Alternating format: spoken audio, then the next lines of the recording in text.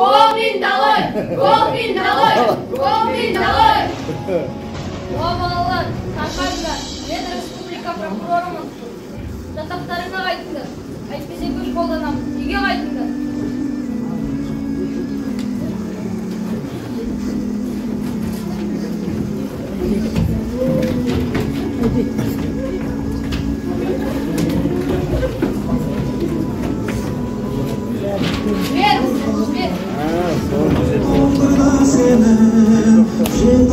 Демонстрация шыққан жастарға ұлтшыл, бұзақылар, ішкі іштер, нашақорлар деген жала жабылды. Демонстрацияны басу үшін 70 мың солдат апарылды. Олар қазақ жастарын ұрып-соғып, қорлап, айуандық жолмен азаптады. Бірнеше адам ату жазасын кесіп, қаншамасын темір торға жапты. Барлығы 99 адам сотталды. Қазақ Кеңес Совет Республикасы жоғарғы соты 11 адамды. Алматы қалалық соты 59 адамды жазаға тартып, 2 адам ату жазасына кесілді. 83 адам 1,5 жылдан 15 жылға дейін бас бостандығынан айырылды.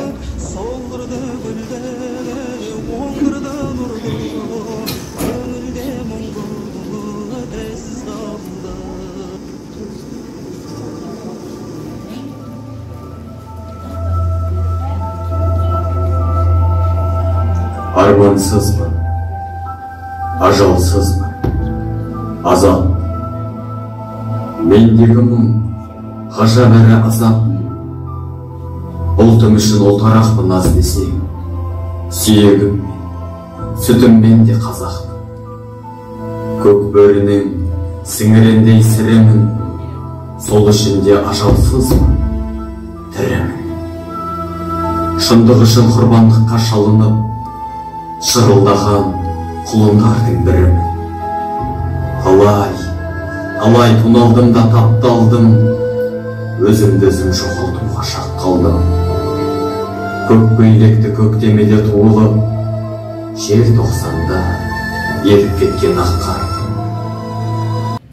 Айыптаушы Рысқұлбеков, халық жасақшысы Советскийді сен бе өлтірген? Жоқ, мен емес.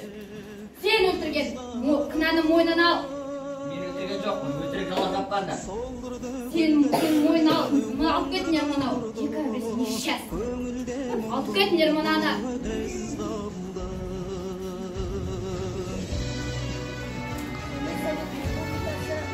Жоғары кеңесі президиумның шешімінен 1988 жылдың 28 сәуірдегі жарлығымен Қайрат Рысқұлбековке кешірім жасалып, 20 жыл бас бостандығынан айырумен ауыстырды.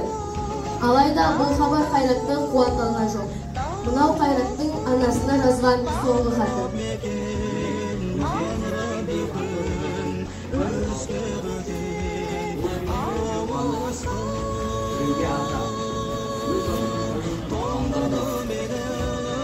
Өйткені асыл анашым, түсіндірміші. Мен сорлы бұл тасындан да жазылыстан жазылсыз ел отырғым келмейді. 11 ай ішінде жүйке тамырым жұқарды, әбден шаршадым.